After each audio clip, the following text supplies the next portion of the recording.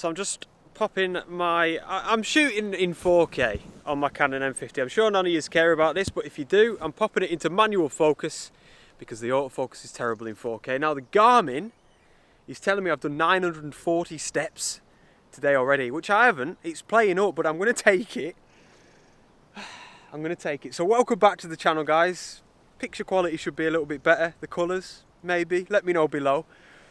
Now today I'm going to explore these sorts of landscapes here, which, as far as my photography is concerned at least, these are the forgotten landscapes.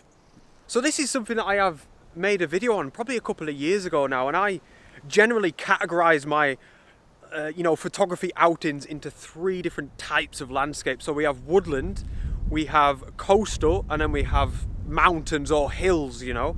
But then there's this. Don't know what to call it, agricultural, field. Really, this is like proper quintessential England, isn't it? Especially my area.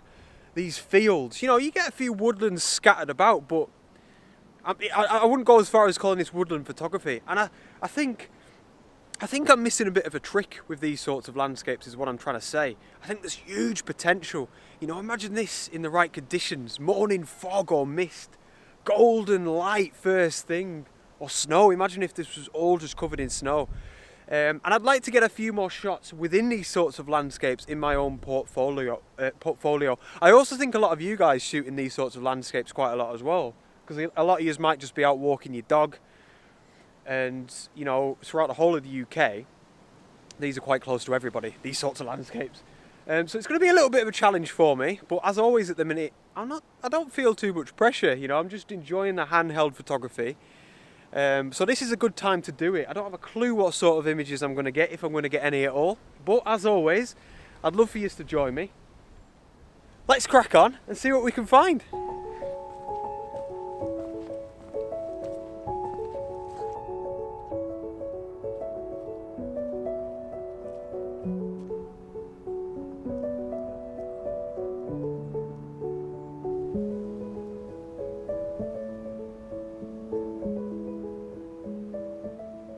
So I hope you can see. I tell you what, guys, it's pretty chilly. I've tried my best to not wear my down jacket today because, for no other reason, I'm just being honest here, I feel like I've been wearing it in every single video. So I wanted to change it up a little bit and wear the green fleece, but it's too cold. So the down jacket's going to have to come out, guys, the red beast. Oh, well, the secondary red beast. The red beast is the car, isn't it? So expect to see that out soon. Anyway, I hope you can see here, gorgeous, gorgeous scene. We've got this old sort of ancient lime kiln off in the background, which is just a beautiful subject. I have to admit I've cheated a little bit. I knew this was here and I wanted to get a photograph of it. But what I didn't know is how to compose it or frame it or anything. And we've got this beautiful limestone, all these crags here in the foreground, and then the trees. I hope you can see there the way that they frame the lime kiln. Absolutely gorgeous. So I have to get a shot here, and this is great. You know, this is a different shot altogether than just going up to the lime kiln and just taking a photograph of it. This is where we're piecing together a composition. Before I talk about my camera and how I'm taking this photograph, I'd love you to just look at this scene and really try and visualize it in let's say nicer conditions, because today it's quite flat. Imagine this with snow, or imagine some beautiful morning sidelight or fog, so the lime kiln will be just visible in the background. That's how my head works when I'm out on location. You know, and yes, all right, this isn't going to be the best image in the world because of the conditions, but this is local to me. I can return. So you can always think the same. If you're out walking your dog, you see something that's got potential, remember that you can return to it in better conditions. So let's get the camera up on the go, because this is going to be quite interesting in terms of the composition. So I'm going to shoot. It's quite a high dynamic range, but I'm just going to stretch the histogram and trust the dynamic range of the D7200 rather than bracket. So I'm shooting at ISO 100, f9 and 1/30th of a second. I'm going to put that actually to 1/20th just to brighten it up ever so slightly. There we go. Focus, as always, 1/3 of the way in, and at f9. I'm happy with that. We'll probably lose a bit of focus as we get up to the lime kiln, but that doesn't bother me whatsoever now. Obviously you can see where I've placed these limestone crags cutting across the bottom of the frame. See how it kind of bends round there like that? Absolutely gorgeous. What I like, 2 things. trees up here in the corner are leaning from right to left, taking us to that lime kiln. Same on the left hand side. Now if I go look, keep your eye right on the top left hand corner. If I keep going and going and going, see that one tree there? He's leaning from right to left. He's taking us outside of the frame. So see, it's that tree there. So I only want him and him in the frame. So I'm purposely moving my composition and making sure that that tree is cut out. I mean, I could take it like that and then just crop it in post, but as always, we might as well get it right on location. So there we go, that's my composition. My lime kiln is up there in the top third, which is wonderful. Let's get the electronic view up just to make sure we're as level as can be. And bosh. So it looks quite dark on my LCD, but like I said, I'm going to trust the dynamic range of the Nikon D7200, and that'll be absolutely fine. I'll just lift them shadows in post a little bit. So, lovely one to start off the day. I might even try and maybe get another little shot of this lime kiln from somewhere else over there. We'll have a look. I hope you like that one, guys. Let's crack on. So just another quick one here, quick stop. I have come to the other side of the lime kiln. I was over there before, and yeah, I'm just thinking of using these more sort of limestone pavement-y sort of rocks down here. See how they're kind of scarred and they lead us in. They're sort of leading us in to the lime kiln. And obviously it's on a nice sort of slant up there. So I'll probably try and get down low. Yeah, something like that. Maybe shooting a portrait dimension. Let's have a look here. There we go. Yeah, I quite like that. There we go. So if I zoom out, oh yeah, that's actually really cool. So what I love instantly, purely happened by chance, I must admit, is this one here. See how that just takes us right from the bottom left hand side of the frame. That is gorgeous. Oh yeah, so pretty much just that. So again, I'm going to focus 1/3 of the way in, as you did it. Let's have a look at the settings. I think it's going to be a little bit brighter here. Yeah, it is, because we've come out of them trees.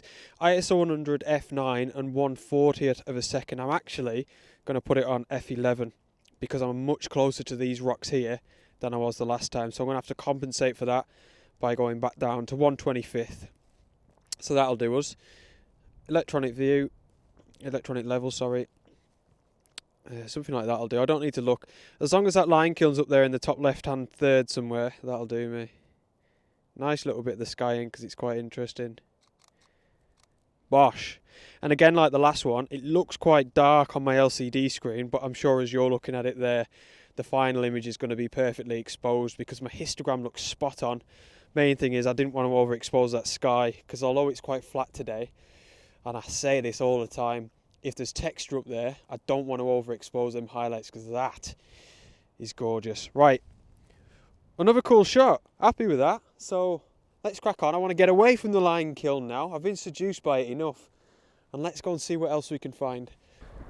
So that, up there in the background, that hill, is Wharton Crag, where I captured this photograph that I'll put up on the screen now. A couple of weeks ago, and I was so happy with that image that I printed it out at A2, and it looked so beautiful. Even though it was shot at ISO 1600 handheld, I was so happy with it. So much so, I mentioned this in a post the other day, I've put it up on my website, available to be purchased as a print, a standard edition print. I've had quite a few extra print sales recently, and I'd just like to say a huge thanks to the support from you. You know, that's really, really encouraging. And for anybody that would like to support my work and what I do, that's probably the best way that you can do it, by buying a print. The sale is still on, 30% off all of my prints, including my limited edition ones. So head over to my website if you want to check that out. I'll put a link in the video description below. But all in all, as I always say, thank you so much for the support. It's absolutely amazing.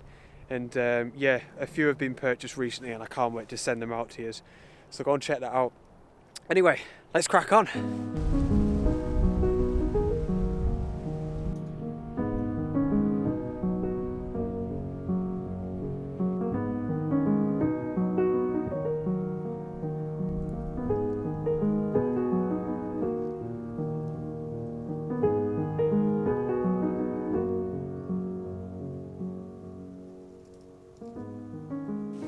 So I think one of the main reasons, look at this woodland by the way, it's really cool. I just found it's kind of en route through this path that I've chose. I'm doing kind of sort of walking out to one spot and then going back to where I started, which I've been doing quite a lot recently. 3,000 steps! We're flying again.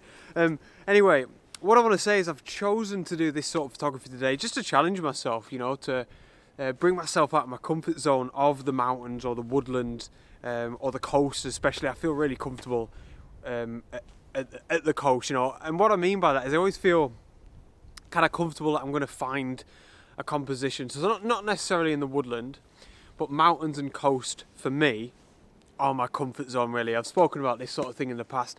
Whereas these sorts of landscapes that I'm trying to talk about today, these rural fields, no hills, no coast, no waves, this is where I kind of feel, I don't really feel at ease, and I definitely don't feel like I can guarantee myself that I'm going to get any photographs or be able to find any compositions or anything like that. And I like that, and I think that's something that we should all embrace as landscape photographers, you know. You should really almost kind of write it down, you know.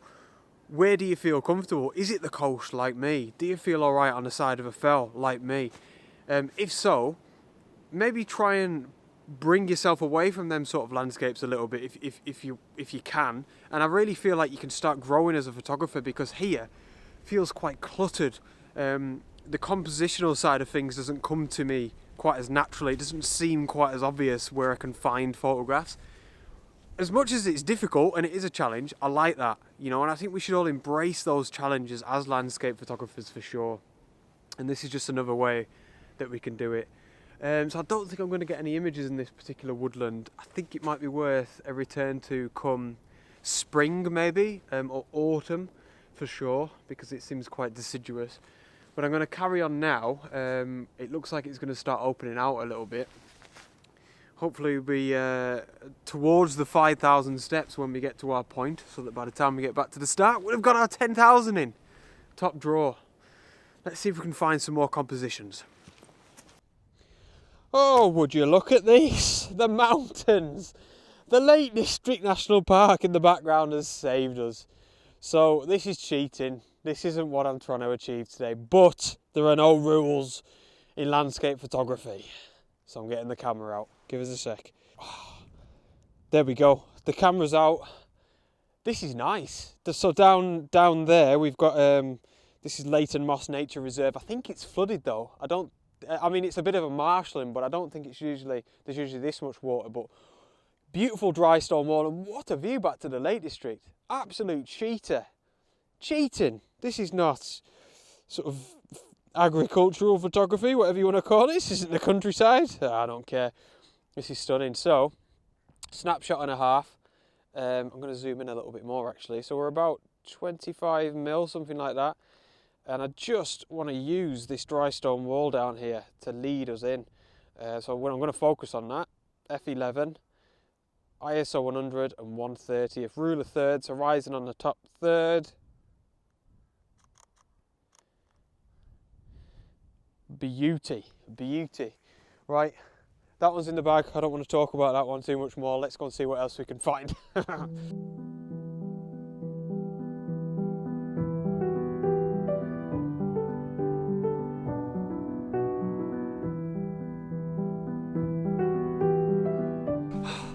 So, I am well around this loop track now, but I'm almost back at Warton Crag. So it's not really fields and agricultural, it's lovely.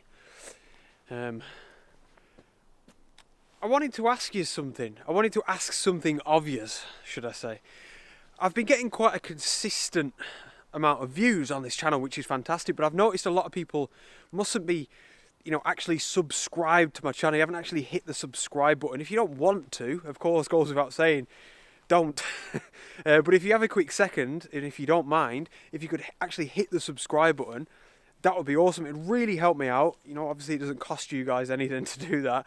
And even just as a little bit of an experiment, I just want to see, you know, I suppose I'm just interested to see how many people watch my videos that aren't actually subscribed. So if you could do that, that would be absolutely class.